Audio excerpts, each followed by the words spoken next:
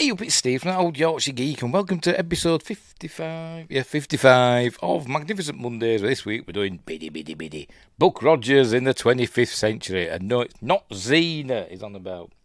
Windgrace is on about me DVD that's got Xena on as well. I got it free with a magazine. It's got Buck Rogers, the movie, The Awakening pilot episode, and also got the pilot episode of Xena, Warrior Princess. I don't think I've ever watched it. Never been a big Xena fan, or Hercules. But I do like Lucy Lawless. Anyway, no, we're doing Buck Rogers in the 25th century with Gil Gerard and Erin Gray and others. And for some reason, this is the season 1 box set, DVD box set. And for some reason, they've got Hawk on it, who didn't appear until season 2. What's bizarre, but anyway, never mind. Anywho, so that's what we're doing.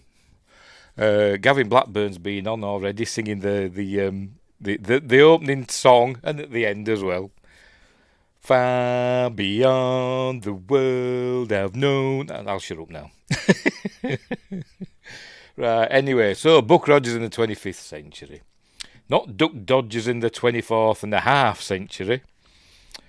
It's Buck Rogers, obviously based on I think it was a comic strip, wasn't it? Which ended up being a serial in the 30s, around the same time as Flash Gordon. It was Buster Crabbe, who would go on to appear in season 1, but not as Buck Rogers, obviously.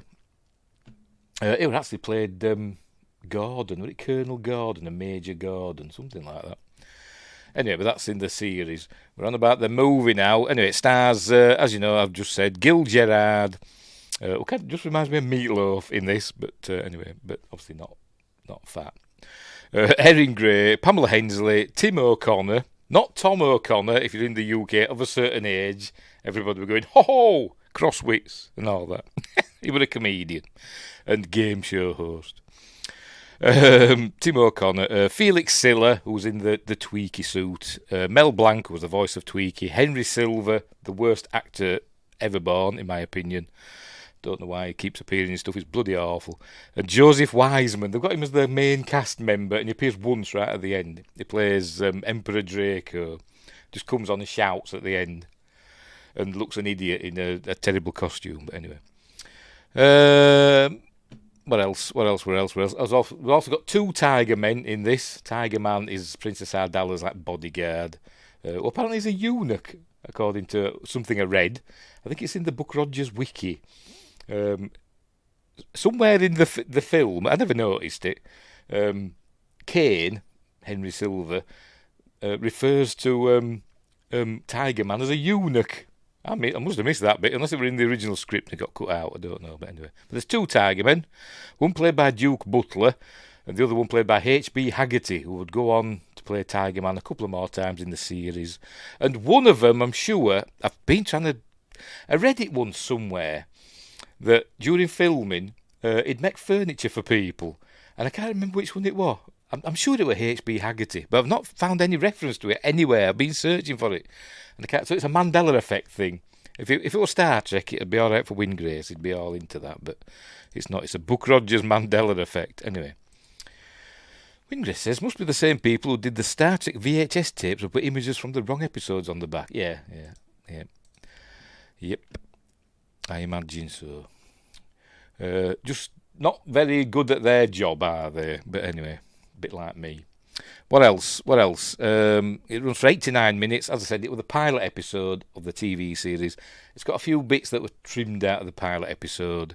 It was released theatrically, I think in America. Yeah, it was released theatrically in America and around the world. And it grossed, box office gross in America alone, were $21.7 million, which is not bad, off a $3.5 million budget. So there we go.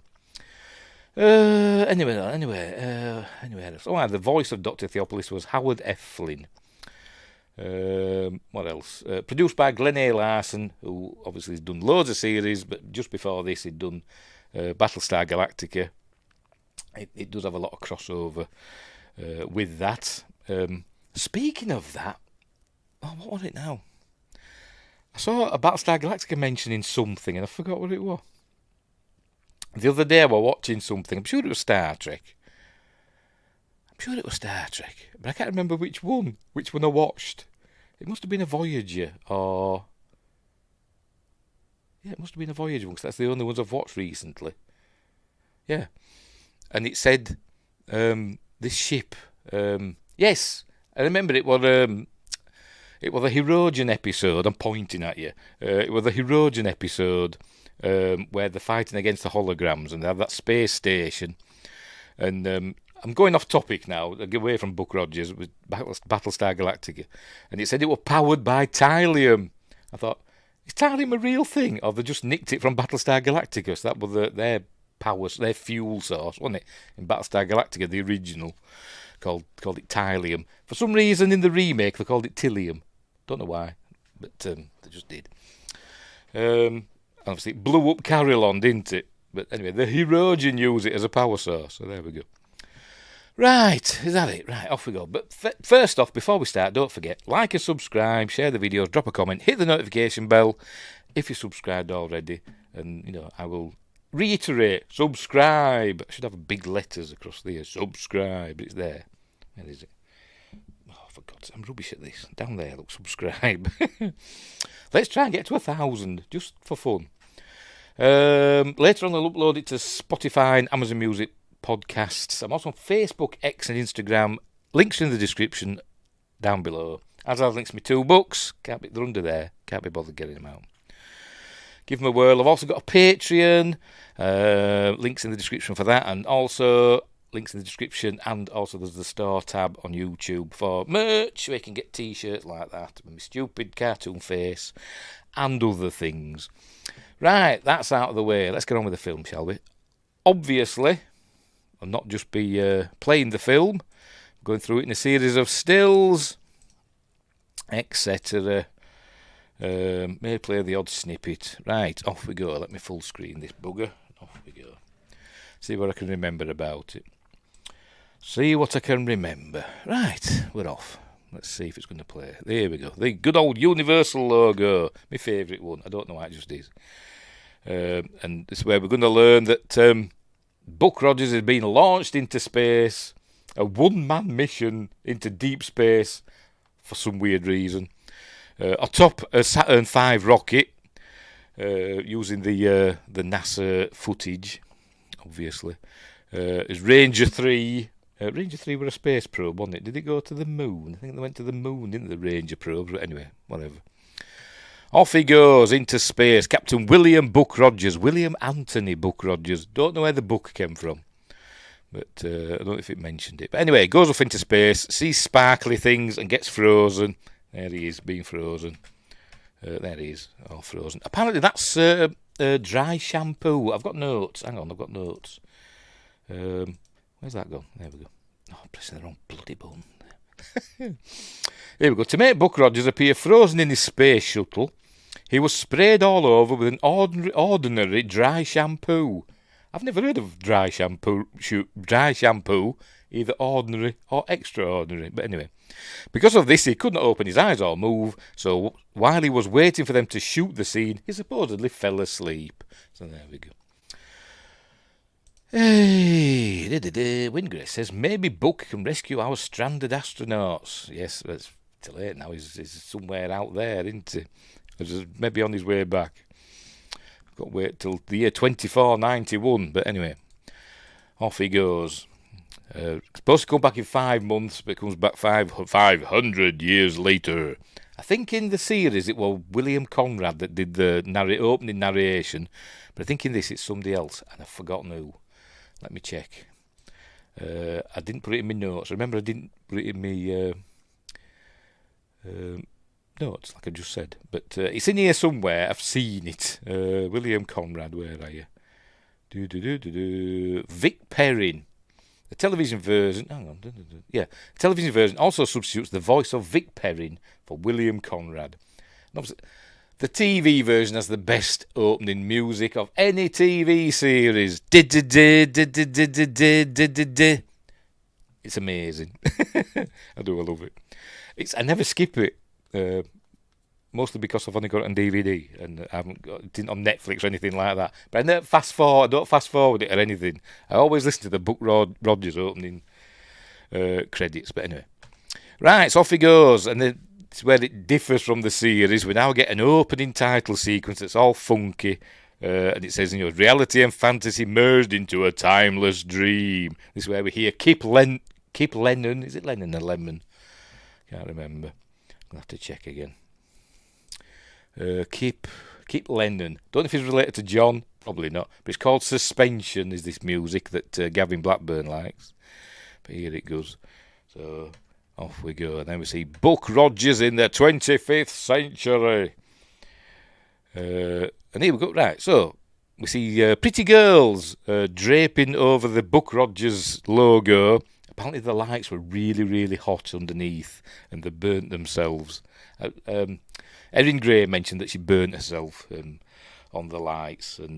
But, she was a trooper, she got through it. There's Erin Gray and there's Pamela Hensley and there's some others that I don't know who they are. I think maybe they're just models because it's Buck having a weird dream. A weird dream with people that he has never met yet. But anyway, that he will meet. But anyway, so off we go. Let's play a little clip, so you know what I'm talking about. What will I see? Searching my mind for some truths to reveal. There we go. I won't push me luck. There he is asleep. And right, so Pamela Hensley. She's got higher billing than Erin Gray. Maybe, is it because, was she in Remington Steel? Was it Remington Steel she were in? Well, that were after this, though, wasn't it? I'm sure it was. Was it Remington Steel she were in? Anyway, look at them hips, by gum. Anyway, whatever. So there she is. The lovely Pamela Hensley. And there's the lovely Erin Gray. What else has she been in, apart from this? Only other thing I've seen her in is one of the Friday the 13th films. But anyway, I don't think I've ever seen her in anything else. But anyway, I'm sure she has been in other things, but there she is, pouting into camera. And then we meet some others. This isn't Tim O'Connor, unless he's a master of disguise. Anyway, there we see them all. I think they were going for a James Bond feel. I think that's what they were going for. Because he's kind of James Bondy in this. Later on, he's kissing Wilma Deering. And looking at his watch at the same time in a very, Roger Moore, James Bond sort of way. So I think that's what they're going for. There we go. Guest star Joseph Wiseman as Draco. Right at the end of the film. Apparently did have more in it. More scenes, but they were cut out. Anyway. Anyway, it was an episode of Star Trek Continues, was she? Oh, right. Well, there you go. Remington Steele was Stephanie Zimbalist. Well, what was she? What were Pamela Hensley in then? She was in something like that. Can't remember which one it was now. I'm going to have to look it up now. See, you got me wondering. Right, Pamela Hensley, what were you in? What were you in? Matt Houston. That's what I'm thinking of. I think. She was in BJ and the Bear as well. I remember that. I do. It's BJ McKay, and this is my best friend Bear. Yeah, I'm thinking of Matt Houston, I think. I think that's what I'm thinking. I can't see anything else that's jumping out at me. Yeah. Why I get Matt Houston and Remington Steele mixed up, I've no idea, but I did. Anywho. Where were we? Elon's bringing them. Oh, the astronauts. Yes. Hey, good old Boeing. Not been much luck lately, have they? Anyway, where were we? Right, so here we go. More girls. There they are. Very nice. Very nice. They wouldn't do this today, would they? And that's the right name, isn't it? Director of photography, Frank Biascocha. Your guess is as good as mine. Right, so Glenn A. Larson, bless him. Here we go. Right, so now he's going to wake up soon. And here we see here's Ranger 3, which is a kind of a space shuttle. Is it the same? I meant to look it up and I forgot, so I'm going to have to do it now. What the hell, we're live. It looks similar to the shuttle thing that appears in The Spaceman and King Arthur, a.k.a. Unidentified Flying Oddball. So I'm going to have to look it up, Spaceman and... So I just wonder if they use the same thing. Bear with me. Images. No, it isn't. It looks nothing like it. It looks sod all like it. Never mind. Right. Anyway, so here he is. Drifting through space, and then here comes the Draconia, the flagship of the Draconian Empire. And every time that comes on, it always this. Hang on, I'll just play it. We always have this music.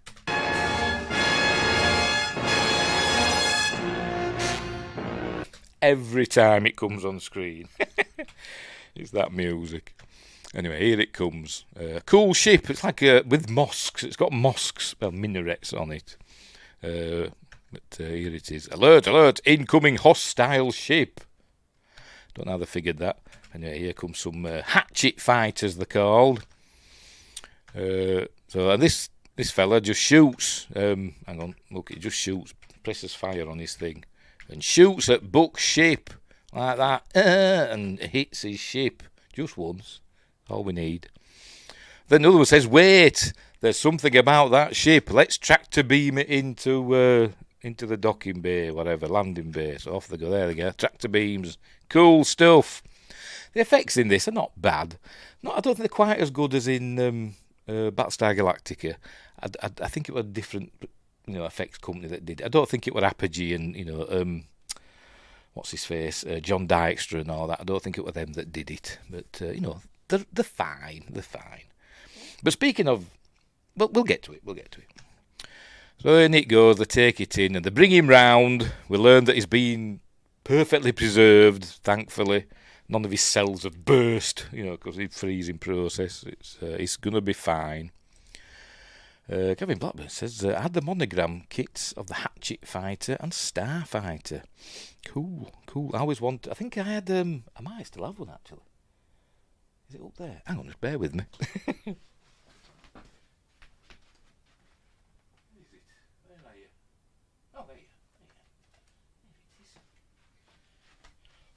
I've got a little die cast. Oh, you can't see it for. Hang on, I'll just put myself full screen a minute. There we go. Got me die cast Starfighter. I don't know why it's got that across the middle. It's all dusty. Sorry. There's me die cast Starfighter. Which were the original design for this were going to be for Battlestar Galactica for the Viper, but they wanted a ship that looked, I suppose, more like the. Hang on, are they going to pop out? Oh. The other wings are supposed to pop out, but they're not doing. Maybe it's broken, I don't know. Wanted them to look more like X-wings, didn't they? Why are they not popping out? Maybe I'm pressing the wrong buttons, I don't know. But anyway.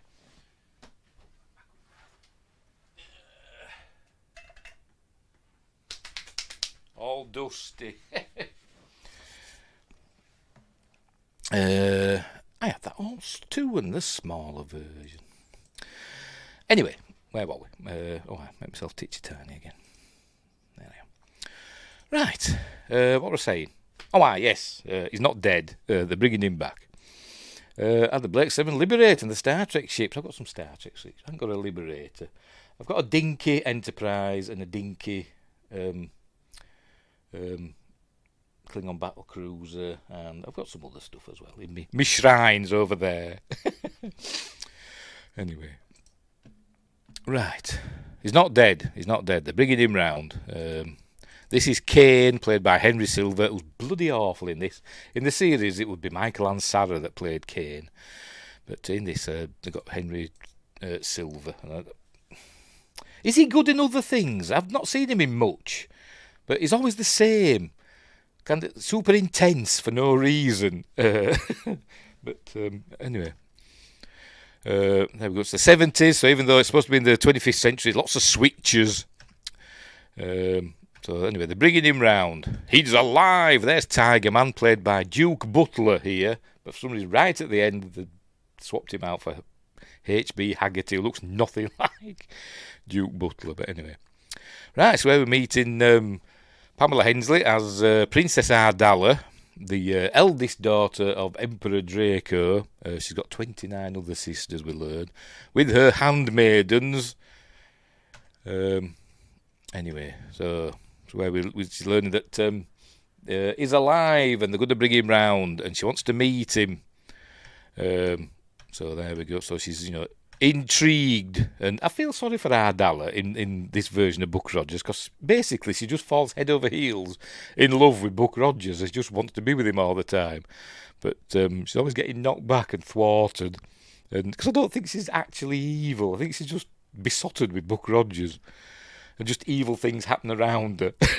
I mean, occasionally she says invade Earth or have so and so executed, but apart from that, she just wants to be with Buck. Anyway, touchscreens are a fad. Dials and switches are coming back. Yes, wouldn't it be cool if, like, in a few years, we look at NASA or something like that, Mission Control, and instead of all the screens, it's just like jelly bean buttons and stuff like on Star Trek, the original series. It'd be cool, would that, wouldn't it? Anywho, oh, hang on. He played a Klingon in the original series, Day of the Dove. That was Michael Ansara, wasn't it? Yes, that was not Henry Silver. That was Michael Ansara. Yes. Who played Kang? Was it Kang? Yes, I think it was Kang. The others were Kor and the other one, Koloth, William Campbell and John Colicos. They were the three original series Klingon captains, or whatever you want to call them, that came back in Deep Space Nine, didn't they? With bumpy foreheads. Right, so obviously they had some treatment to, get rid of the augment virus. Anyway, so here we go. Right, and she says, is preserved old or preserved young? And Kane says, very young. And I thought, she's probably expecting a kid then. But anyway, but she wants to meet him, so... Right, so here he is telling who he is, and United States Air Force, must work for the SGC. Anyway, so he's got a headache, so he wants an aspirin. They don't know what he's talking about, so they'll give him some pain medication, so he starts laughing and all that in a bit. Now he learns he's on his way to Earth in one of Draconia's star fortresses. So there we go. So he starts laughing now, because there we go. He's all happy now. Look, hey, because he's got he's been sedated and he's all got happy juice in him. Anyway, they're gonna in a bit they're gonna just bundle him back on his ship and send him back to Earth. She knows all about the United States. She says it was an empire on Earth 500 years ago. And she says, well, you should know that, Kane, because you're from there, because Kane is from Earth. Apparently it was supposed to be Dr. Hewers, one of Dr. Hewers' pupils, who turned to evil and ran off to be with the Draconians. You can't just slap a US Air Force stick on the side of a death glide and call it yours. Well, they did, didn't they? Much to their chagrin, and it all went tits up, didn't it? Anyway... Right, so, he's suggesting that he thinks Buck might be a spy placed by the Earth Defence Directorate to, inspect the ship. So, because they're supposed to be unarmed on the way to, a peace mission. And it's a bit like Battlestar Galactica. That started with a peace envoy, didn't it? Which went wrong. But they're supposed to be unarmed. Anyway, they're going to bundle him back in his ship and send him off to Earth. So... there he goes, and he's saying, "Oh, look, I'm all high." So basically, he's driving under the influence, isn't he? Anyway, so off he goes. I'm not sure how these launch tubes work, as we see. There we go, because the ship's just there in the landing bay, and then suddenly it's here, and just gets blasted out into space. But then it's there. I don't know where. Where did the launch tube go? I don't understand what they're doing here. They just wanted a cool thing like a Battlestar Galactica, didn't they? Out into space. It's a cool visual. Anyway. So, he says Buck will be able to test the Earth's defence shield, because they've got a defensive shield, much like Scarif, that you can't penetrate. They only have it in this, I think. I don't think they mention it again in the series. But anyway, that's it. They've hidden a micro transmitter that'll show them the path through the defence shield, so that they can launch their fighters and bombers and obliterate, take over the Earth. That's what their plan is. And then he says, "What if our Captain Rogers is not a spy?" He goes, "Then he will burn." And then he says, "You don't look very pleased." And she says, "Of course I'm pleased, but I just have the feeling I'm going to meet Captain Rogers again." And she will. Anyway, there he is, heading to Earth, heading to a NASA photo of the Earth, upside down, actually. We're seeing what we're seeing there. Yes, we're seeing, that's Saudi Arabia there, isn't it? That's North Africa there. That's the Mediterranean. Yes, that's what we're looking at, upside down. And Sci-Fi Quest is here. The classic show with fake jitsu. Has it got fake jitsu? This is the movie, not the show. The slight differences, i.e. aspect ratio. That's all about it, really. Right, so here he is. He's coming in singing "Chicago, Chicago, it's my kind of town." And then this poor woman, she picks it up. So she's got to report it to her supervisor. And she says, "I'm picking up some weird transmissions." And he says, "Oh, it's probably pirate chatter because Earth is being attacked by pirates. Well, their ships and stuff are being attacked by pirates." Quote, pirates. Who also happen to fly hatchet fighters. Go figure. So he's saying the signals will be bouncing about. She says, "No, it's not that. It's something else." So he feeds it through. And it's wanting landing clearance. Calling Houston. But for some reason he's going to Chicago. Don't know why. But anyway. So they're going to launch fighters and there goes, you say singing, yes, blah, blah, blah. So they're going to launch fighters, so off they go. This is where we meet Wilmer Deering. There we go. There's a demonstration of the... I'm going to show his... oh, there he is. Here he comes. That's him there, that dot. Movie, show, pilot. Yeah, well, yes, I know, but it's the movie. You can call it the movie because it was released theatrically. And there are these slight differences between this and the pilot episode. He wants some deep dish. Yes, that's why he's going to Chicago. Anyway, here he is. There's the Earth defence grid. As I said, we only see it in this episode. We don't see it again. Anyway, so there's New Chicago, which for some reason is the capital of Earth. Don't know why, it just is. Nice map paintings and stuff, and I think some of the actual shots of it, of New Chicago, where people are walking about that are not in a studio, were done at the Expo 67 in Montreal. Pardon me. We'll see if I can notice it. I don't know if I will. We see this a lot in the series. Sometimes with that going that way, sometimes with it coming this way. Anyway, right, so here we go. There they are. Look, there's the Earth starfighters. As I said, the original Colonial Viper. Or it would have been. But they decided to go with a different design, so they reused it for this. And Wilmer Deering's in command. She says she's the command of the Earth forces. But anyway, she says retard the shield. I thought you can't say that these days, can you? Retard the shield 100 kilometres. But in the subtitles it says something else. I've probably gone past it. There you go.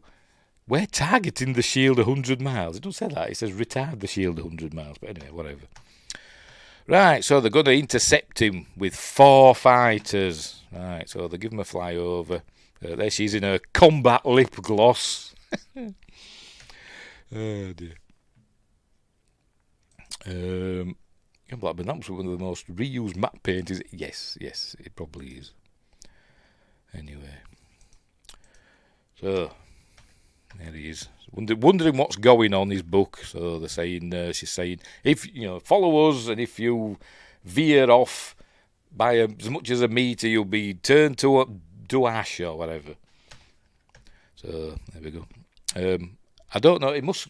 That's it. Is in a shuttle base, a 20th century shuttle. So it must have plenty of fuel. and said, do you have manual flight capability? He says, yes. So this must be a really good shuttle that is going to re-enter the atmosphere and, not burn up and all that stuff. Don't worry about it. There we go, manual override. Doesn't want to get chapped lips in the cold of space. No, she doesn't. Turn to Ash Groovy. He were in Xena, wasn't he? Connections. Anywho, cool fighter. I do like the Earth Starfighter, and I like in the series that they used to go through Stargates, didn't they? That were cool as well, but not round ones. They were like diamond-shaped Stargates, weren't they? In space. Right, so here we go. There he goes. He thinks it's Russians. So he says, Dos Vidania. So he says, what are you talking about? Trying to be friendly. So he said, I'm going to sit down in the middle of Red Square. But no, they're heading to the Great Lakes. And then flying over a devastated landscape, as we're going to see in a minute. Here it comes. There's New Chicago in its desert, because Chicago's in the desert. It is in the 25th century because the Earth's been devastated by a nuclear war. But anyway. So here they come into the... it did show... Hang on, have I gone past... Oh, there it is. Look there. Not the best, is it? But flying over. Come on, there were a better shot of it. There we go. A nice clean shot of flying over like Monument Valley or somewhere like that. So anyway, so they arrive at New Chicago. Right, so everything's lovely. Here they come. They're coming flying in now. I do like this bit actually because I like the way the light changes under the... There we go. That's cool. It's the little things. I prefer nuclear peace. Yes, don't we all? Anyway, where were we? Right, so they've landed. They've landed in a big studio. There we are. They don't even bother putting, paint in the background. Just put some lights on the ceiling. Make it look as though, a bit of forced perspective. Make it look it goes off into the distance. But, whatever. Put some boards up so we can't see, the door or whatever. Just couldn't be bothered, could they? Anyway. So anyway, they're arresting him essentially. They're arresting Buck Rogers, and so he wonders what's going on there. Take him for interrogation. There we go, another shot of the set. And there's New Chicago again. Cool, looks cool. Do we ever see any of the other cities on Earth in the series? I'm trying to think now. They probably mentioned. I think they mentioned New Phoenix at one point. I don't know what other cities they mention. Anyway. Right, so here's Tim O'Connor's Dr. Elias Hewer, who's kind of, I don't know, he's kind of the ruler of Earth, sort of. He's the head of the Earth Defence Directorate, but I don't think we ever see who the ruler of Earth is, like the president or whatever. I don't think we do. We're told that the Computer Council is in charge, but, is there a person in charge? I don't know, but anyway. So he's been held there for 24 hours and he wants to get out of there. He's going crazy. But then we're going to meet Tweaky and Dr. Theophilus. He's told that it's 500 years later, 504 years later. The year 2491. So anyway, is that where he's going to... No, he's going to learn that in a bit. Dr. Theophilus is going to tell him. Here's Tweaky with Felix Silla inside, Mel Blanc doing the voice.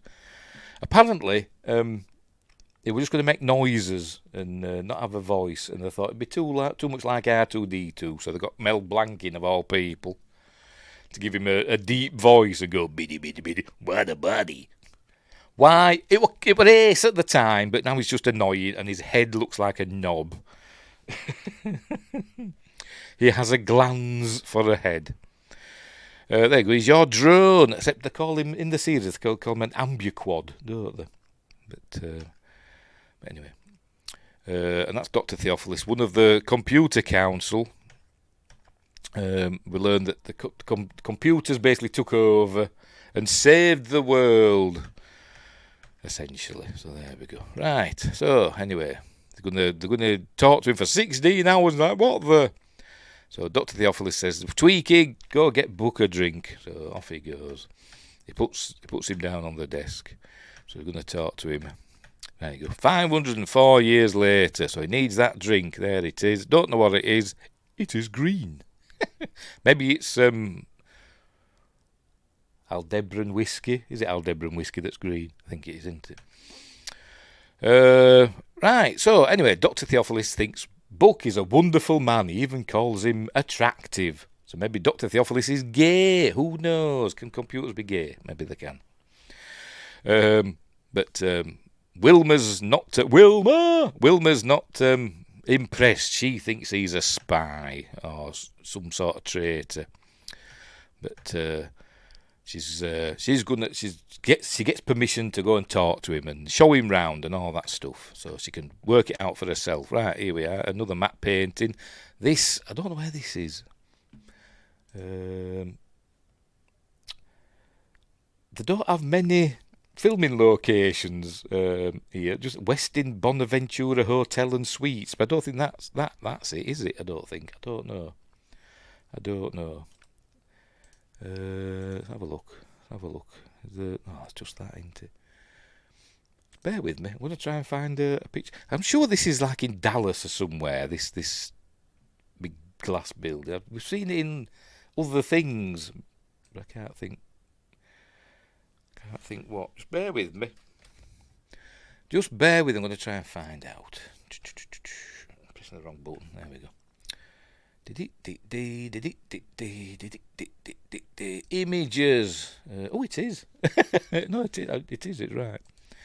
It's the Westin Bonaventure Hotel in Los Angeles. There we go. Why did I think it were in Dallas? Is there a building in Dallas that looks similar that we used in something else? Possibly. Anyway. Yes, Aldebaran whiskey, yes. That building is in Atlanta. Is it that I'm thinking of? But this, apparently, no, this is the, I've got rid of it. No, it's there. It's the Westin Bonaventure Hotel in Los Angeles, because it's here on Wikipedia. I'll show you. I'll just drag it over. Sod it. There we are. There it is. You see it. There it is. That's it. In LA. Because it was between 1974 and 1977. Cool. Right, get rid of that. Right. I thought it were in Dallas. I've seen another show. Was it Fantastic Journey? Remember that film where they went to the Bermuda Triangle, ended up going to all these... a bit like Sliders. They went to all these different like parallel worlds. And there was one of them that kept showing a building like that. And I'm sure I saw somewhere that's like a building in Dallas. Anyway, whatever. So she's showing him round.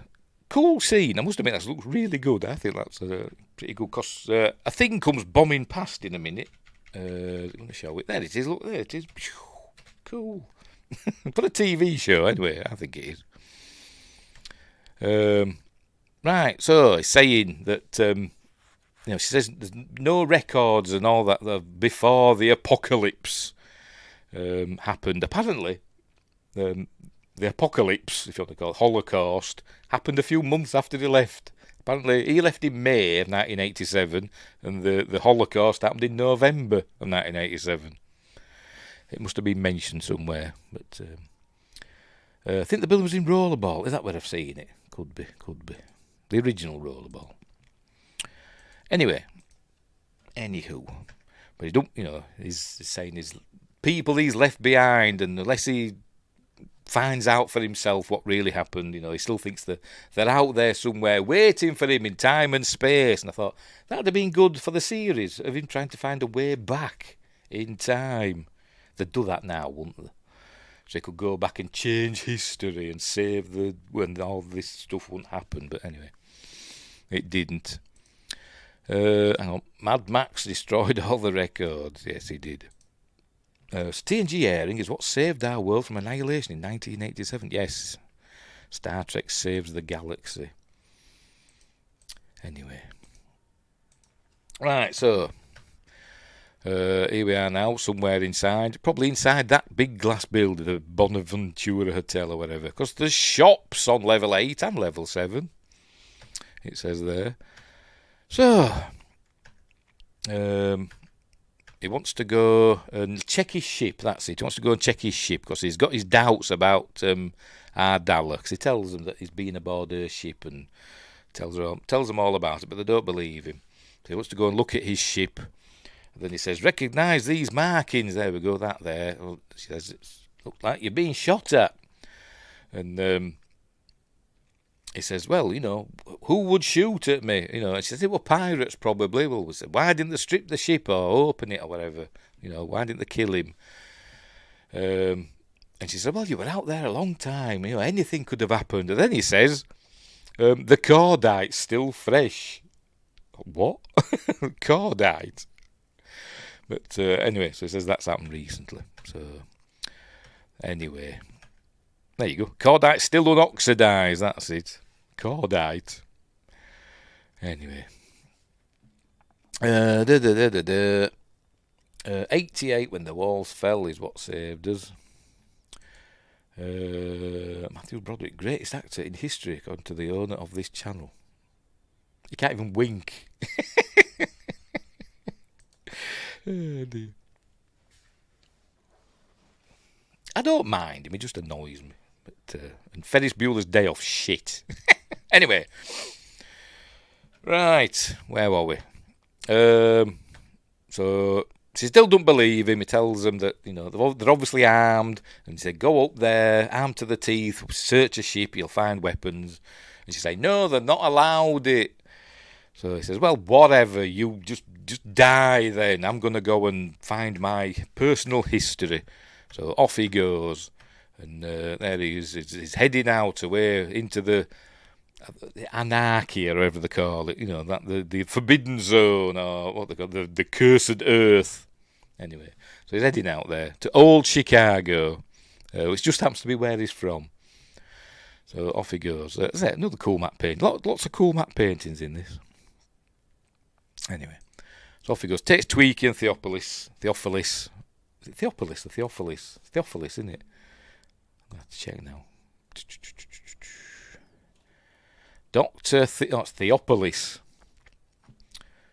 Anyway, whatever. So he's heading out. Right, so there we go. Another cool matte painting. I wonder if that's left over from another film, like maybe Earthquake or something like that. But it might be specially done for this. I don't know. But it's a cool of a devastated old Chicago. There they are. So they go looking round. Now they're on is it the Universal backlot or an MGM backlot? Can't remember. I read it somewhere. Is it in my notes? Probably not. Yes. The ruined city of Chicago, called Anarchia, was shot on the backlot of MGM Studios. There we go. Oh, and the British and French pavilions from Expo 67 in Canada and the Westin Bonaventura Hotel, Bonaventure Hotel in downtown Los Angeles, were all part of the new Chicago skyline. Right, okay. Yes, that's it for now. Right, where were we? This bit always reminds me of Escape from New York. Curiously, Kurt Russell they originally wanted Kurt Russell to play the part of Buck Rogers, but he didn't want to do TV anymore. He didn't want to commit to doing a full series. He wanted to be a movie actor, so he turned it down. But anyway, that's it. This reminds me of Escape from New York, because we can't start seeing, there we go, the mutant people. I thought, you'd think, the Earth Directorate, whatever it's called, the people, you'd think they'd help them out, wouldn't you? But maybe they don't want help. I don't know, but anyway. Yes, don't forget to like and subscribe. Like and subscribe. Who says that? Don't know. Anyway, so there's a mutant, I suppose you call them, one of the denizens of old Chicago, and they start banging and stuff like that. They all come out, whooping and hollering. Tweaky keeps going biddy biddy biddy and says, "What's he said?" And Theophilus keeps saying, "You don't want to know." And then he says it on the third time. He says, "Stop saying I don't want to know. I want to know." Anyway, he says, "I think we're being watched." You reckon? Go past that That alley again. Anyway, he realises where he is, State Street. Did he live there? I don't know. He doesn't tell us. He just says, this is the place. And then he finds a cemetery. So they go running off.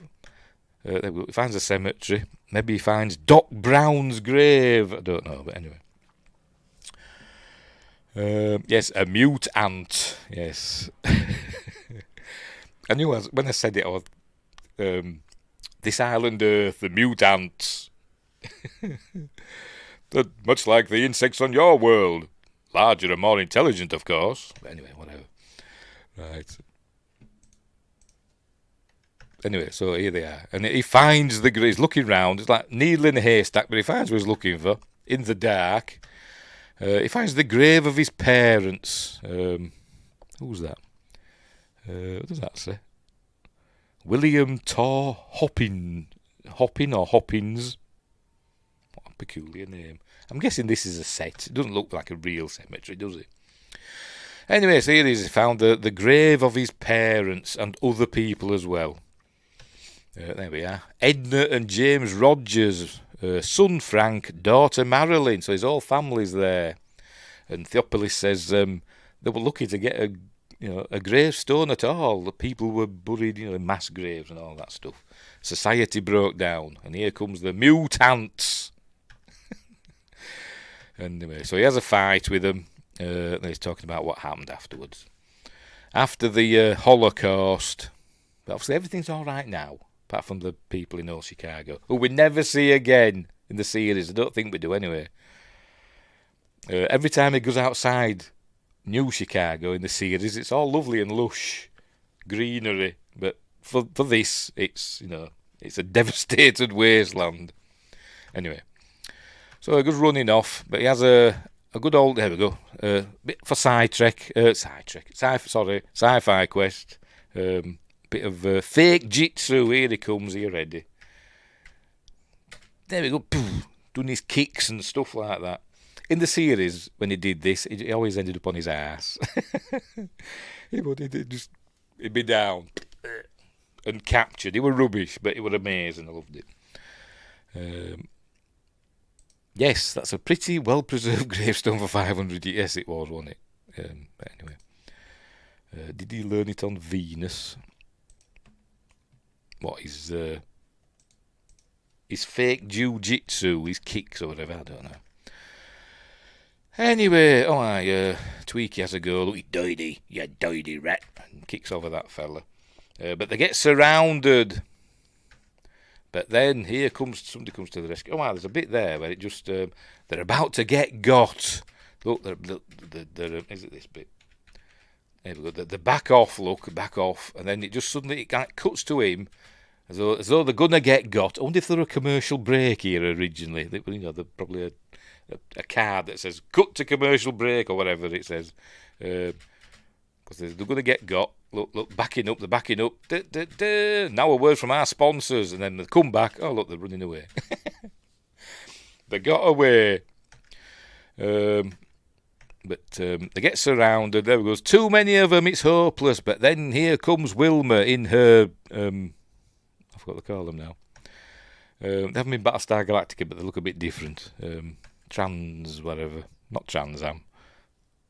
Transmat. No, that's something else in it. Anyway, here it comes. Pew, pew, pew, pew. Shooting laser beams. Pew, pews. And driving them all away. And here she comes. There she is. And what we see from the opening titles of the TV series, her striding across the thing with her hand on her pistol. So he says, "We're doing fine without you. So I haven't finished looking." So she has him shot, basically. There we go. Lieutenant. Pew! Shoots him. Just stuns him. Landram. Yes, that's it. Landram. I were close. Trans. What did I say? I've forgotten. Anyway, right. This is where they found the micro transmitter on Buck's ships. Now they think he is a spy working with the pirates. There we go, revealing the secret access corridors, etc. So he's gonna go and be tried by the Computer Council. Anyway, but meanwhile, Ardalla's having a bath. I wonder if I forgot his bloody name now. Dino De Laurentiis saw this and thought, I know it was only a year before it came out, but obviously it was in production. I don't know which started production first, but I wonder if it saw it and thought, I'll do Flash Gordon a bit like that, with all these outfits and stuff. Because it kind of reminds me of Princess Aura from Flash Gordon, in the 1980 Flash Gordon. Anyway, whatever. She's having a bath. He's telling her that he's had word that the transmitter's been discovered and all that stuff. So Captain Rogers is as good as dead because they're going to put him on trial. But Theopolis is going to defend him. This is where we meet. Here we go. Councillor Apol is the prosecutor. And apparently originally you could tell he's a bad one because he's black look. I don't mean in that way. I don't mean racially. I mean he's coloured because he's like a black hat on a cowboy. That's what I'm trying to say. Dig. Because it looks like a baddie. Because apparently he was supposed to be, in the original script, he was in league with the Draconians. I thought they were supposed to have saved the world and they were supposed to be, infallible. But anyway, but not anymore. They changed it. So he's not in league with the Draconians. It's just the prosecution. So it's a quick trial. The prosecution says he's a traitor. Theopolis comes on and says, my circuits tell me he is good. Rests my case. And then they say, guilty. So they send him to the Phantom Zone. No, they don't. They're going to basically just kill him. So they go, I challenge you to find this man guilty. So they do. And I think Theopolis gets fired because later on it says ex-member of the council. So he must get fired from the council. Right, defence rest. Says we've nothing to worry about. So anyway, they find him guilty. So he says, do you have any words to say? He says, I'm a puppet or a pawn. Somebody else is pulling the strings. You don't have to worry about me anymore. But whoever's behind all this, will destroy you, he or she. Wink, wink. Anyway, so there we go. Guilty.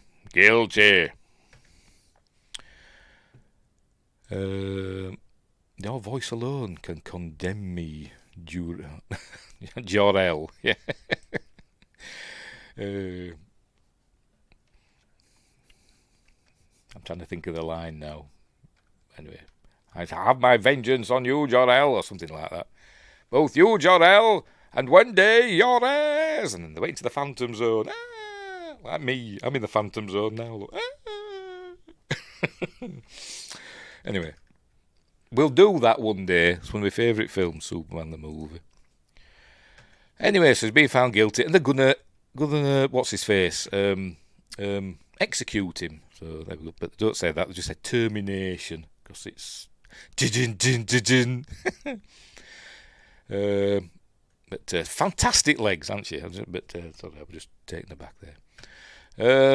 But he's given a second chance, so they're gonna go. She's gonna take him with her lip gloss and take him up to Ardalla's ship. So she's gonna give him a fighter. He's gonna pilot a fighter. Why can't he just go up with in the back of her fighter? Because we learn that they've got two seats. But no, they give him a fighter of his very own. Even though they don't trust him. One that's armed as well, but never mind. And so off they go. There they go. Up into the... and it's the first time we see in a helmet with the design on it. And all the others, I think, have just been plain helmets. I could be wrong. I could be misremembering. I probably am. Notice the joystick is the Colonial Viper joystick. It's even got the turbo button on. Anyway. Evade manual override. What else have we got?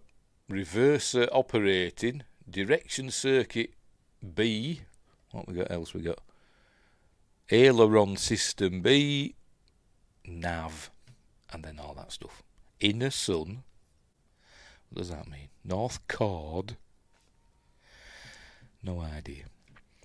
Anyway, so left gear. Is there a right gear? Well, somewhere. I hope so. Anyway. So she's saying, don't try and fly the ship. The computers can fly the ship for you. And he says, well, I just wish I'd brought a book. Anyway, so we can't outfly the computer. And we learn later that you can. And there was a thing I saw somewhere that there's a battle comes up soon, a space battle. And this thing I read says, Wilma Deering was right to berate Buck Rogers because he got all her squadron killed. And no, he didn't. It was the fact that the squadron remained on the computer-controlled fighters. But she blamed him for distracting them. But if the ships were under computer control, they didn't have to do anything, did they? Whatever. Anyway, right, so they're heading to the... Oh, there we go. Heading there. Are you ready? Every time. So they're heading there, asking for permission to come aboard, just to, escort them to Earth safely. So they're like, fair enough. So here they come. Is it doing it again? I want to know. Maybe it's not this time. No, it isn't that time. Because there's other ships in the shot. What's happening there? Is that blood? Or is it just? I don't know what it was. Anyway, never mind. Right, so they're flying. There we go. Land on another studio that they just couldn't be bothered doing a background for. They did a bit of it there, but thought, I can't be bothered doing anymore.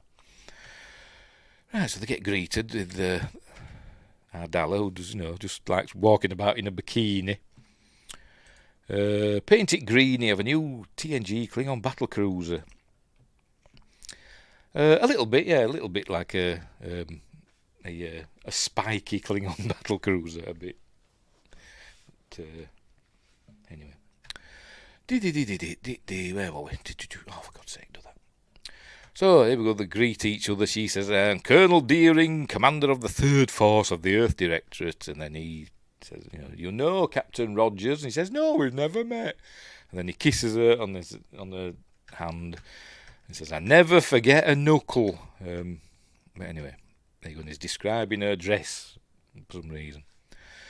Anyway, and then suddenly they're under attack because they'd launched early on. It says, launch our pirates. And, they're going to attack us. So here they come. Here come the pirates. Alert. Right, we go. Draconia under attack by hostile ships. And then Henry Silver. Yeah, it is Henry Silver. Does his amazing acting in a minute. Is it this bit? There we go. At least we'll all perish together. Maybe he's been deliberately crap. I don't know. But anyway. So here they come. There we go. Who's got machine guns there? They did the same in Battlestar Galactica, though, I think, didn't they? Like, showed it going. And then it's laser beams. Anyway, there you go. There's space mosques, look. Minarets. Pirates, are they watching Romulus without going to the cinema? Don't know what you mean. Anyway, so there. Oh, she's got a. Was that one on before? That one, was it? When she flew up there, she didn't have a name on the side of her helmet, did she? I'm going to have to go back and check. Just bear with me. I'm sure she didn't. But I can't find a shot from that book. No, she didn't. I didn't think she did. So she obviously must have had a spare helmet. Anyway, let's go back again. Suddenly she's got a name on the side of her helmet. Come on, where are we? There we go. How bizarre. Good old Hollywood, eh? Don't give a monkeys, do they, about continuity or anything like that. Nobody'll notice. That's what they say. Anyway, so they all launch. Buck launches as well. They don't trust him, remember? They were going to execute him not long ago, but now he's flying a fighter jet, spaceship, whatever you want to call it. She got bored with all the computer control and decided to do some engraving. Yes. Or maybe she had some, what they call them, decals. in the ship, in the fighter cockpit, had it in a little bowl of water, some decals with a name on. Just putting it on. Ship moves a little bit and all, shit. Anyway, whatever. Right. So, but look, shooting, cool stuff. Here we go. Here comes the Earth Defence Directorate fighters coming out of there. But I don't understand. I don't understand the geography of the ship. They go in a landing bay and they come out of them. So what's in between? I don't know. But anyway, so out they go. But they're getting outmanoeuvred. Buck is saying, "Look out, Major! He's on your tail." And he's saying, "What are you on about?" And computers in control, etc. And he gets killed. Basically, everybody gets killed apart from Buck and Wilma. Even she does. Wingman. That's not a man.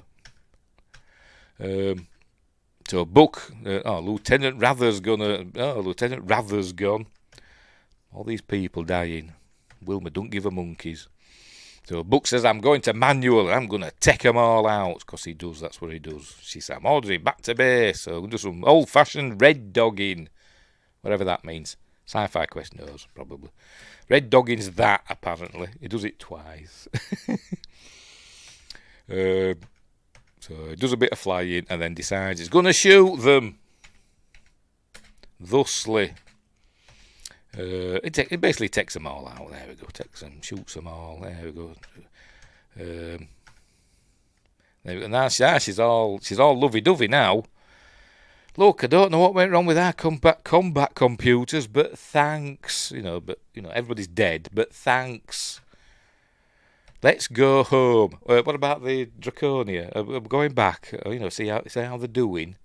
No, we're just going home. Just ignore them. We're just going. Sod them. Anyway. What was that? Did you joke? Oh, my place or yours? So there's a bit more flying over the desert. And he's in his own ship again for some reason. Reusing the same shots. I'll tell you. All they had to do was just take a couple of frames out, and they couldn't even do that, could they? But never mind. Right, so... our Dallas coming down to she's going to have a big do for Buck, because he saved them all single-handedly. And so Wilma Deering gets all cross. He says, "I don't care what everybody says. I was there." They're almost getting killed. But anyway. So she gets cross. There we go. "Don't care what the princess feels. I know what happened. I was there." Yes, everybody died except for you and Buck, because you're rubbish. But meanwhile, our Dallas says, "Tomorrow I conquer Earth," because that's what she's there for. Then he says, "We conquer Earth, Your Highness." Oh, by the way, in the previous scene, they called her Majesty. Does it say? Oh, there we go. Her Majesty, Princess Ardala. You don't call princesses. Princes and princesses aren't majesties. That's kings and queens that are majesties. But anyway. But there we go. He's got it right. As Henry Silver, even though he's a crap actor, he's got that right. Your Highness. Anyway. Meanwhile, here we are at the shindig. They're all they're at a Renaissance fair for some reason. Doing all dancing, terrible music. Hang on. Oh, they didn't doing it yet. In a bit. Buck's there in his dress uniform. But anyway, but he keeps saying I've got a headache. I need something for this headache. So Tweaky goes off to find some aspirins or whatever. Some sedatives, really strong sedatives or whatever. There you go. So off he goes. Now they're doing the. No, not yet. In a bit. But Ardala's here in a snazzy, another bikini basically, but with horns this time. There she is. Here comes her speech. Does it have writing on it? I've never checked. No, it has writing, but is it in English? Can we read it? No, it's in foreign language. Must be Draconian. Never mind. So she's basically saying, "Welcome to this party in the name of my father, the great Draco, blah, blah, blah. We're here in peace," etc. and all that stuff. Meanwhile, Wilma looks round at Buck, who's there, out of focus, and she does a pouty, I want your body thing. They go looking at each other, and she's like, all that. Meanwhile, Doctor Yu was looking on, and all the others. What's up with him? Is he all right? Is he going to pass out? Might be hot. Maybe his collar's too tight. Don't know. Right, now we get the discos underway.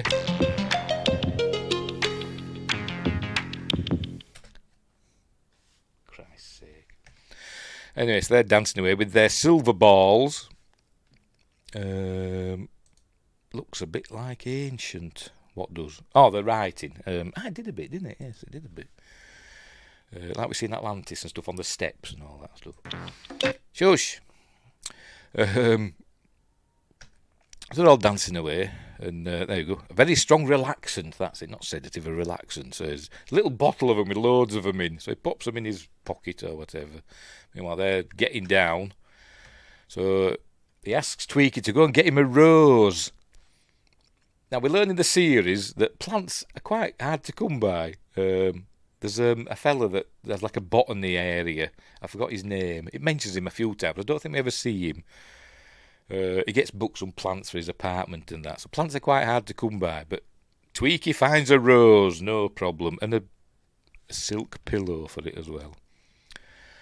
Sci-Fi Quest, I'm seeing Romulus on Wednesday. It's not bad. It's not bad. It's not the best film ever, but it's not bad. Did he bring enough relaxant for us all? Listen. No. Oh, there he goes off for a rose. I forgot to mute it, didn't I? But never mind. We've got to listen to the music again in a bit. So off he goes for a rose. Meanwhile, they're still doing all that. Oh, stop playing it, man. They're still all dancing. And now Wilma's all saying, I was wrong about you and all that stuff. Oh, my. And he's kind of taking the mickey a bit out of Draco. But then Wilma sticks up for him. Apparently, he rules 3/4. Why did you say 3/4? But Henry Silver says 3/4 of the known universe. Bad mate. But then says he's perhaps the greatest leader the world has ever known. The world? Do you mean the universe, maybe? Anyway, whatever. Right, so... Oh, aye. So then it says, beware of Greeks bearing gifts, but she doesn't understand because they're from the future and they don't know anything about the past. But, so she doesn't know about the Trojan horse and all that stuff, but anyway. Right, so he's got his rose now. They're going to give Ardala a rose. And then he asks her to dance. And Kane says, the princess does not dance. And she says, I'd like to dance because she's madly in love with Buck. And I feel sorry for her. Anyway, because that's all she wants is to be happy with Buck. Anyway. Oh, and he's... anyway, there we go. What a body. Fucking hate Tweak, I do. Does me headed. At least he's not as annoying as in the first few episodes of season 2, where he's got a totally different voice. But anyway. Right, so... He's dancing away with a... still, you know, the traditional thing. I don't think I'm too up on these. So she says it's my party. You know, he's not too up on these latest dance steps. So she says it's my party. I can have whatever I want. So he goes over to the DJ. There we go. Are you familiar with rock? He says, no, come on, go with the music. So here we go. Are you ready? This is rock in 25th century style. Let it go. Go with the music. That's it, right? Yeah, that's it. Yeah. Christ's sake. So he starts dancing with her, gyrating.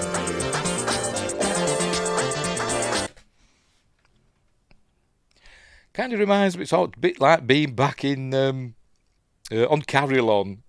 Should have had them singers with the three faces, shouldn't they? Or whatever. Like the 3 degrees, but aliens.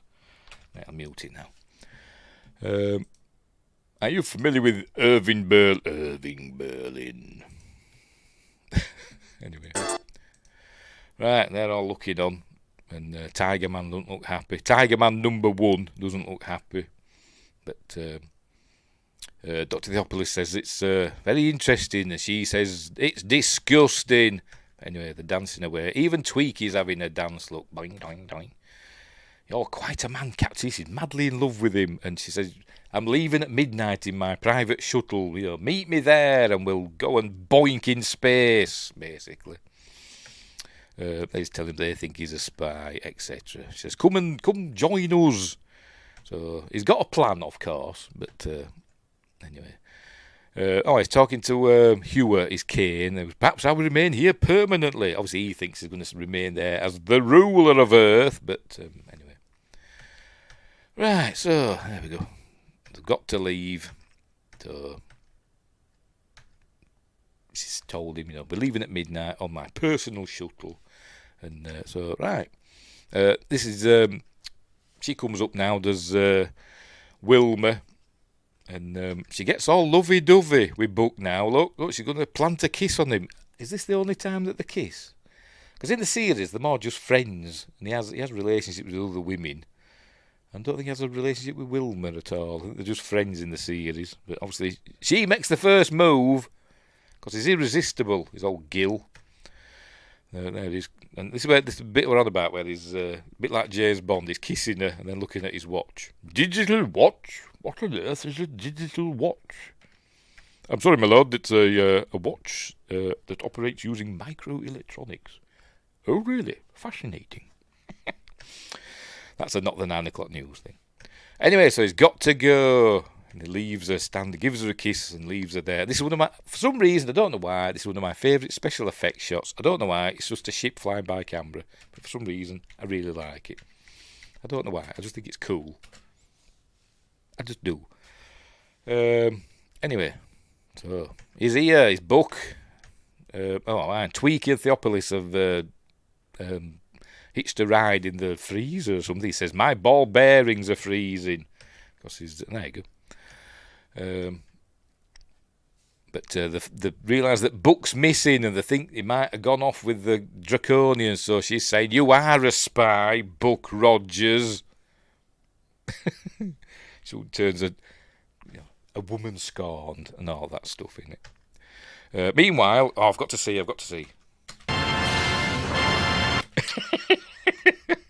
Every time it's on screen by itself. Anyway, here they are. They're in Ardalla's quarters, and she strips off pretty much. She says, "Make me a drink." So he thinks, "All right, fair enough." So he pops in some of that relaxant, a few of those in a drink. Obviously, in these films, they must never taste of anything. These drugs that they put in, I don't know, but maybe the drink's tasty by itself. I don't know, but anyway, she's taking her hat off, hasn't she, and a cloak. So she's thinking, right, we're going to get down to it now, Buck. By the way, that shot, did you notice how different it looked? 1 minute he's there talking to her, and then the next thing, there we go. Is this an insert? But it filmed like months later. It looks completely different. Your father's seat is the furthest thing from my mind. He wants her seat, doesn't he? And then it goes back to that. Look, obviously that were an insert. Didn't even get the lighting right, did they? But anyway. Never mind. So that's where the DCEU got the idea to always play the Wonder Woman theme. Did they always play it when she... I don't know. I've seen it like once or twice, the Wonder Woman film. And the Batman one. Superman versus Batman, which is really good, but I won't really pay much attention to the music, to be honest. But I like the Wonder Woman theme, particularly the version. It'll be on YouTube somewhere, the version with... I forgot her name. The cellist woman that plays like a electric cello. Tina Gow. Yeah, Tina Gow.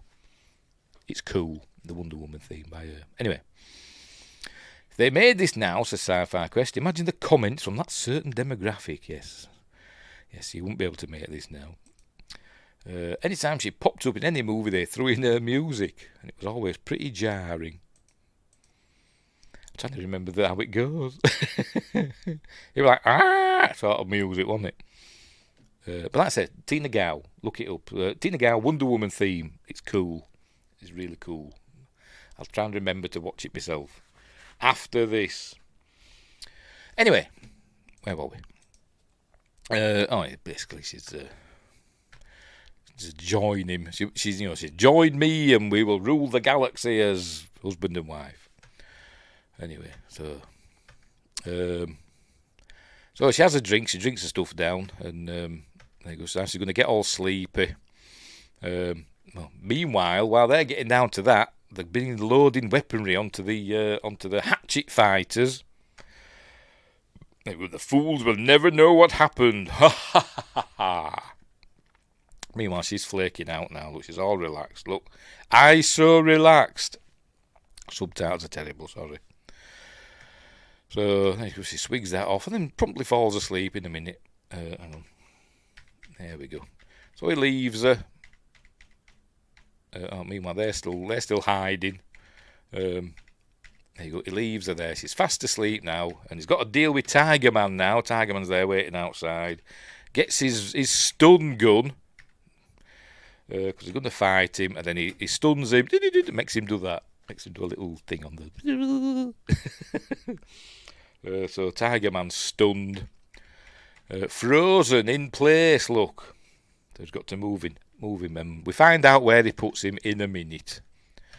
Right, so here he goes. He's on the flight deck, I suppose you call it, and he sees there it was their own people all along, but we all knew that.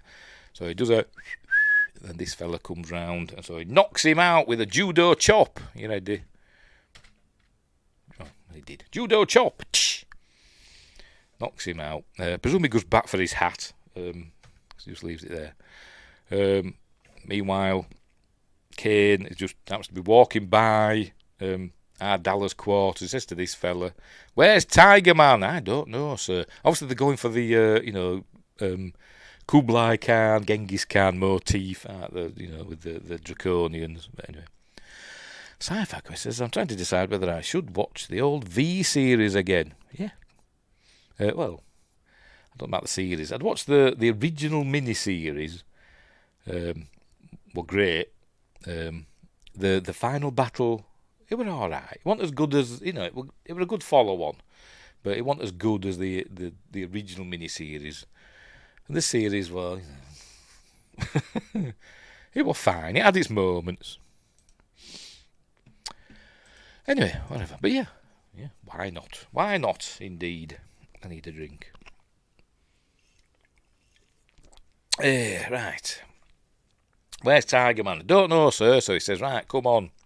So he goes and knocks on her door. And she says, go. She wakes up. He says, go away. So he's about to walk away. And she thinks Buck's next to her in bed. But obviously we know who's there. And she pulls the sheet back a bit. And it's, for God's sake. Hang on. There we go. See, it's Tiger Man's there. And he sits up. And she says, have him, get out, take him away, execute him. And he says, no, take him for questioning. And that's the last time we see Duke Butler as Tiger Man. He goes, very muscly, isn't he? Very muscly, Duke Butler. So they take him away, and he gets replaced by H.B. Haggerty in a bit, who looks nothing like Duke Butler. And I don't know why. Maybe Duke Butler wasn't available for the reshoots. I don't know, but anyway. You have some splaining to do, Lucy. Hang on. The series was awful. Nowhere near the quality of the miniseries. Well, no, it wasn't. They even did away with the voices, didn't they, in the series? They had that, like, reverberating voice, didn't they, did the visitors. They didn't even bother with that in the series, did they? But anyway. Anywho. It's between V and Battlestar Galactica at the moment. The original Battlestar Galactica, I presume. Season 1. Don't bother with Season 2. Just make sure we're still going. Yes, we are. On YouTube and Rumble. Is that not... Are we going? Is it going on Rumble? I haven't. Oh, yes, it does. Yes, it is. I have some splaining to do. Anyway, Twitch. Yes, we're still going on Twitch. Right. Where were we? So basically, now Buck Rogers is running about on the ship somewhere in disguise. Nobody will guess, that he's not part of the crew because, just looks like, one of the Mongol horde. Which, as I said, that's the motif they're going for, isn't Galactica 1980 is better than Buck Rogers Season 2. Is it heck? Is it heck? I mean, Buck Rogers Season 2 had a couple of decent episodes. Galactica 80 had one decent episode, and that was the last one, The Return of Starbuck. Mark Leonard was in Buck Rogers Season 2, so that's it could take his head off. Season 2 was worth it just for Hawk, Tom Christopher. Anyway, who is there for some reason on the back of the there he is on the back of the Season 1 DVD box set. They got a picture of Hawk, who only appeared in Season 2, oddly enough. But anyway, right, where were we? He's going to sabotage these ships, but meanwhile Tweaky and Theopolis are going to go and do something. Anyway, she's talking about Kane being spineless, and she says, invade the Earth now, get on with it. She says, begin the attack, and he says, but we've got to wait for your father's forces to arrive, and that's when she says he's spineless. Begin the attack, because she's been evil now, even though she's just been a bit jilted, because Buck's stood her up and left her, hasn't he? So, as I said, woman scorned, much like before with Wilma.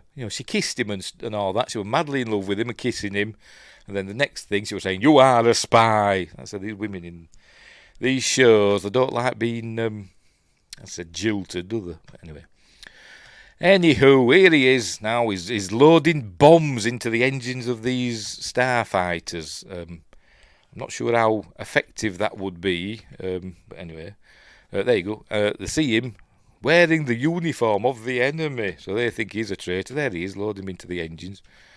This will warm. Once they start, wouldn't it just fire it back out? You'd think so, wouldn't you? But never mind, don't overthink it. I would watch Caprica, Blood and Chrome, then BSG in that order. But I'm in a nostalgia time right now. I liked all of those. I haven't got Caprica, I've got Blood and Chrome. Up there somewhere on Blu-ray. And I've got BSG on DVD. The remake. So he's loading bombs. He says the bombs into the tailpipes. Much like putting a banana in a tailpipe, I suppose. Yeah, yes, there we go. Ain't gonna fall for no banana in the tailpipe. Anyway, so there he was doing that,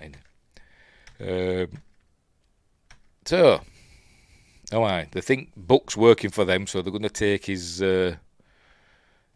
stun gun or whatever it is, and say, hold it right there, and says, oh look, I'm not working with them, I'm putting bombs in their ships now. Go and I'm on your side, honest.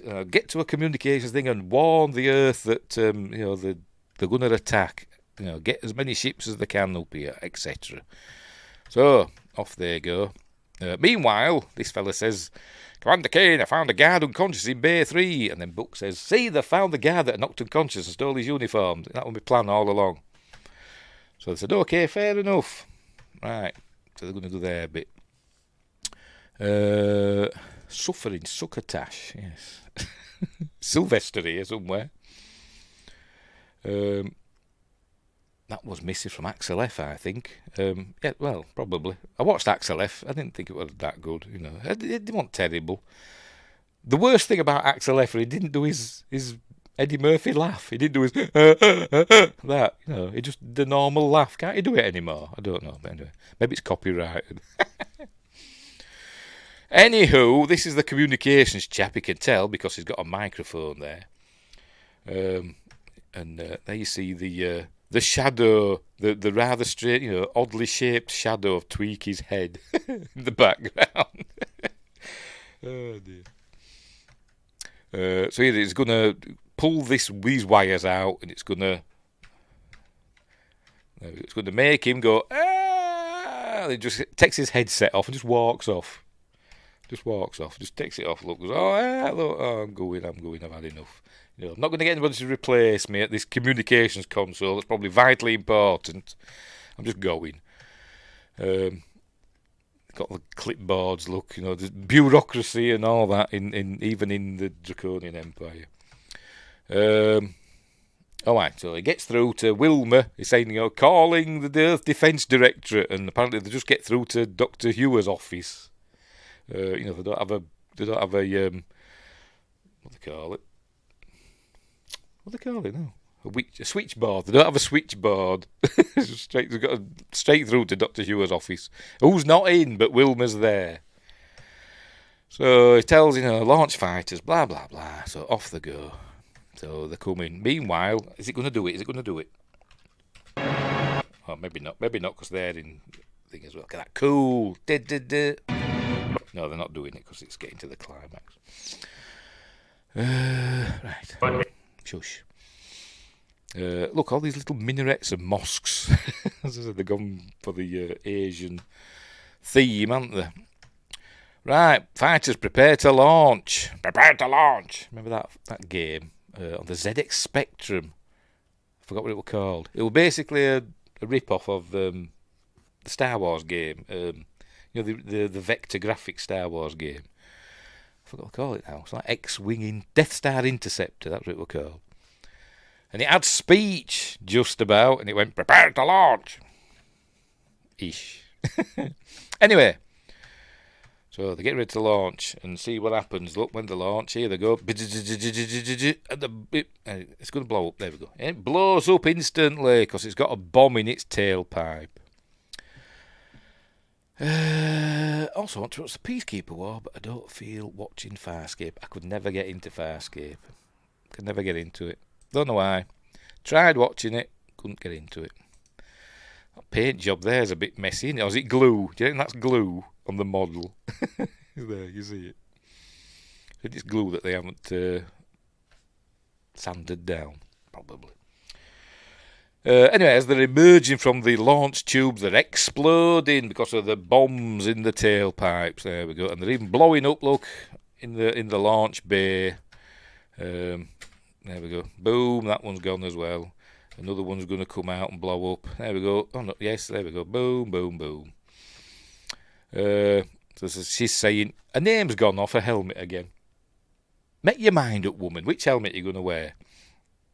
She says, launch, attack their fighters as they come out. It says, they're blowing up. Nothing's happening. We've no one to attack, but a couple do come out. And then she says, don't use your computers. Use manual, etc. So they're gonna, there we go. Take them on manually. That's a draconian, is it? Hang on. Hang on. Why is that a Terran starfighter targeting a Terran starfighter? They got that wrong, didn't they? Nobody will notice, they said. Anyway, she says, we're taking out the mothership, shooting. There, they got that one right. Speaking of vector graphics, I bet them graphics were done by, is it Colin Cantwell? Is it him? I think he did the ones in Star Wars, didn't he? I think. And he did some on this. I saw his name in the credits. So, Windgrace says, if you do watch Farscape, you could just start with season 2. Finally got my t-shirt and mug. Yay! Yay! Thank God. Because I did mention it the other day in a stream. I can't remember which one. Saying, I wonder if Sci-Fi Quest has got his t-shirt and mug yet. Anyway, meanwhile, he's going to do another ship, but then Tiger Man number 2 arrives. So maybe there's just more than one Tiger Man. Don't know. But here he is. That's H.B. Haggerty. Looks nothing like Duke Butler. But I'm sure I've seen somewhere that he used to make furniture for his guests, his co-stars. Anyway, so here he goes. So they start fighting. They have a bit of a punch-up. There we go. Take that and that. Used to be a wrestler, by the way, H.B. Haggerty, apparently, in the olden days. So there we go. So they're fighting away, and he ends up giving him a low blow in a minute. There we go. I'm really sorry, I had to come to this. Low blow. I bet that got cut out of the TV version. Anyway, Windgrace says, whose tears will be drinking in that mug? Mine. Eh dear.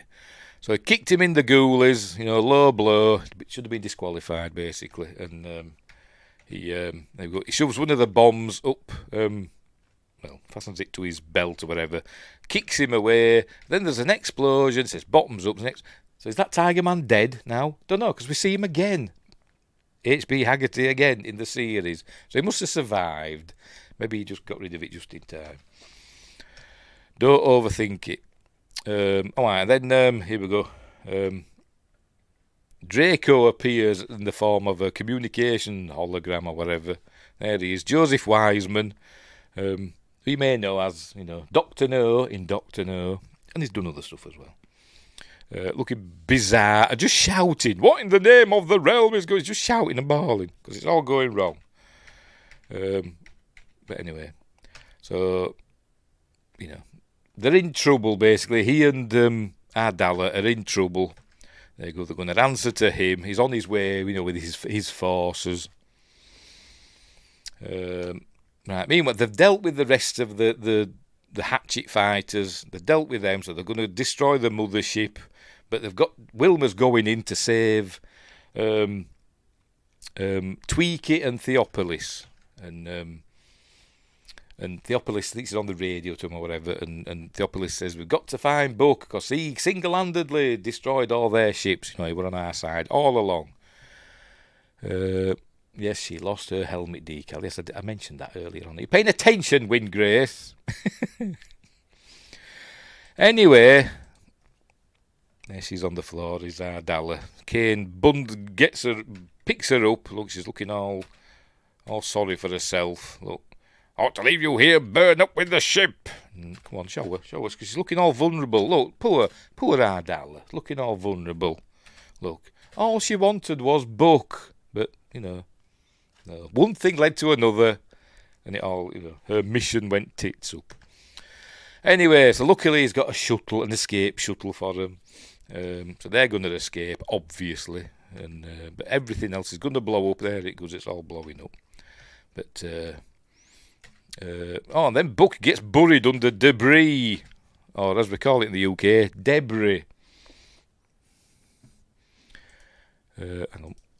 Sorry, I must have missed that. Can you start over? Yes, we'll start again. Go back to the beginning, shall we? There we go. I prefer Muffet over Tweaky. Matron.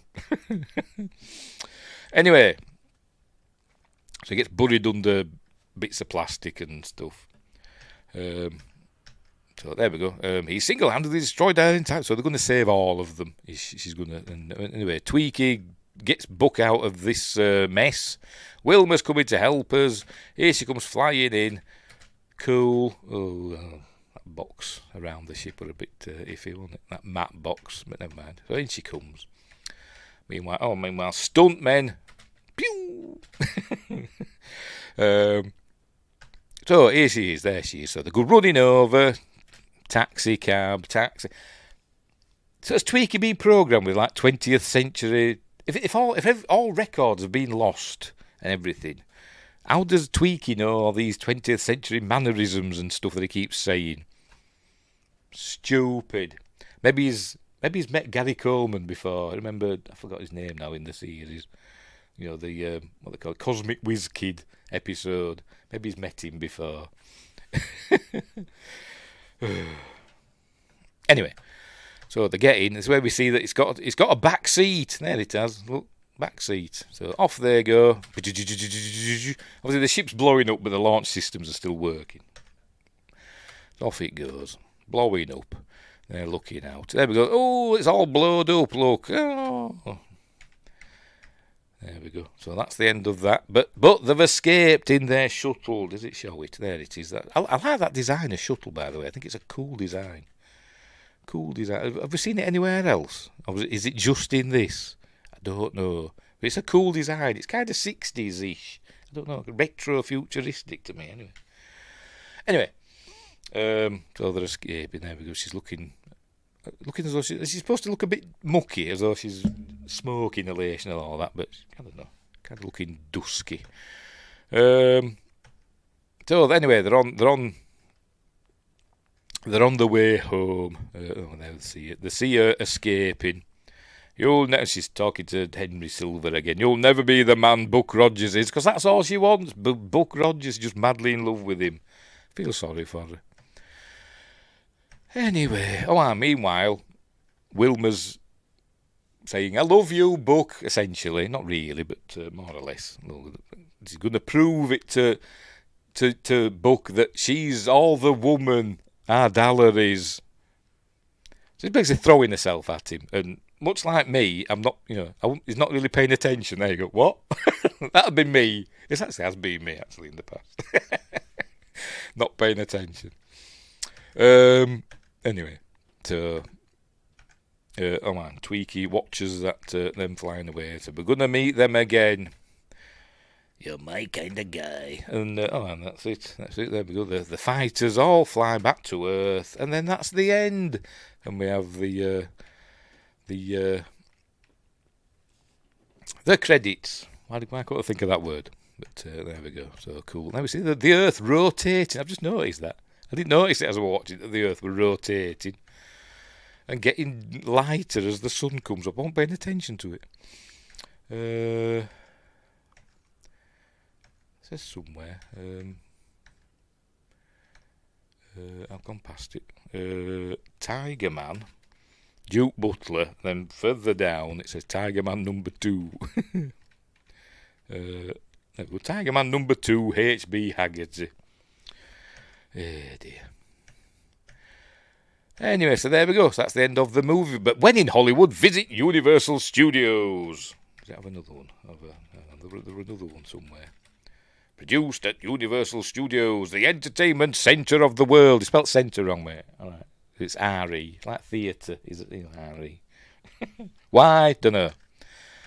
Anyway, so there we go. So that's the end of Buck Rogers in the 24th and a half century. It's nearly the 26th century, isn't it? It's 2491. It's not far off the 26th century. But anyway, what? What? Anyway, so there we go. So that's the end. So I'll get rid of that. And I'll make myself big. So, cool. I do like Buck Rogers. I know it's crap. The series is just as crap. Season 2 is even crapper. But I love it. And sometimes my mate comes up and we just sit and watch Buck Rogers and just laugh ourselves silly. Especially when he's fighting. And getting his ass kicked. Which he does a lot in the series, oddly enough. But anyway. So there we go. That's the end of Buck Rogers in the 24th and a half century. Hang on just a minute. I'm just sorting things out. There we go. So, right, we'll leave it there. It's cool. Watch it. It'll be, I don't know. I don't even know what streaming service is it on. What's the Universal one? Do they have one? Is it Peacock? Is that Universal? Might be on that. But we haven't got that over here. Anyway, I don't know. Get it on DVD. I don't know if the series is on Blu-ray. I know the movie version's on Blu-ray, but it costs an arm and a bloody leg. Well, it does on Amazon anyway. Peacock is NBC Universal. I don't think we get it over here, though. Speaking of streaming services, though, that we didn't used to get over here, but we do now, Tubi has started. Downloaded it onto my PS4 in my bedroom the other day. So, some good stuff on Tubi. Anyway. There we go. Didn't used to get that, but now we do. It's probably got totally different stuff to what you've got on Tubi over there. Like your I forgot what they call it now. My mind's blanking. That other one. Anyway, never mind. Buck Rogers, the 25th century. Watch every episode. NBC.com. There we go, and the NBC app. Right. Go and do it now and have a laugh, especially the space vampire episode, which is like just so corny, but it's amazing. But it's just Dracula. Even the ships they got the Demeter, and they're just ripping off Dracula. As though you're not. Was it a Halloween episode? Maybe, I don't know, but it's cool. I love Buck Rogers, and they shouldn't remake it because I think there were plans, weren't there, to remake it, but anyway. And it's good as it goes on because we see that apparently Gil, unlike me, Gil had trouble with his weight. And as I think as the series goes on, you can see he's holding it in more and more. Probably had to wear a corset by the end. But anyway, I think by season 2 they thought just give him looser fitting clothes. We won't have the spandex anymore in season 2. Anyway, we'll leave it there. Right, so what's coming up next? We're on Monday. Wednesday, I'll do my news, maybe, probably, we'll see. I can get rid of them now, put them back over there. Brush. Right, Friday, appointment with Thea this week is going to be a double bill, Quatermass double bill. That's what we're doing this week. So that's something to look forward to. And then, I'm going to yawn. Oh, crikey. Where did that come from? And the next Monday's appointment with Thea, we're doing Dante's Peak in HD DVD. I said I haven't got a HD DVD player. Well, I have, but I don't know where it is. So that's next Monday is Dante's Peak. Cool film, better than Volcano. So that's to look forward to. Oh, yeah, it was. What it's supposed to be, George Clooney. What it going to be, George Clooney? It's Buck Rogers. Anyway, it'd have been rubbish. I think it would have been. He's too old, isn't he, for a start? Anyway, triple feature. I did one of those, actually. It's on, it's on my YouTube thing, The Grudge. I did The Grudge 2, 3 and 4. So there we go. The one and only triple feature. Next week's Friday night appointment with Thea is going to be, not one of these. I'm going to do Annabelle. From the Conjuring universe. I'm not doing the Conjuring because I'm not a big fan of it, to be completely honest. I don't hate it, I'm just not a big fan of it. But I'm one of those people that likes the Annabelle films more than the Conjuring films. So I'm going to do the first Annabelle. So that's next week's Friday night appointment with Thea. Right, so we're done. We'll leave it there. So don't forget to like and subscribe. I'm going to put the thing back up. There it is. Do Abigail. I've been thinking about it. It's not bad, is Abigail. I quite liked it. I was thinking of getting it on Blu-ray, because I think it's out now. I'm sure I've seen it on Amazon. The Conjuring. Starring Ricardo Montalban as Ed. I forgot the name of the bloody thing. Never mind. The people that are in the Conjuring films. Anyway, right, so where were I? Hey, don't forget to like and subscribe and all that stuff, and check me Patreon and the store and all that stuff. Warrens, yes, the Warrens. Ricardo Montalban as Ed Warren. Oh dear. And the real, I forgot her name as well. Tell you, bloody me and names sometimes. Lorraine, the real Lorraine Warren looked nothing like Vera Farmiga, did you? But anyway, never mind. Right, we'll leave it there. So, thanks, Win Grace and Sci-Fi Quest, and who else have we had? We had Gavin Blackburn, and who else? Is that it? Looks like it, doesn't it? Oh, Tim Rose. Sorry, Tim Rose. Back in the at the beginning, I nearly forgot about Tim Rose. The man who claims he is not the Tim Rose of puppeteering fame and Admiral Akbar, etc. But anyway. Right, so we'll leave it there. I presume I'll be back tomorrow about 1 or 2 o'clock-ish in the afternoon UK time to do some more Far Cry 4. Probably. But anyway. Right, so thanks for watching. Wherever you are, look after each other, and until next time, I'll say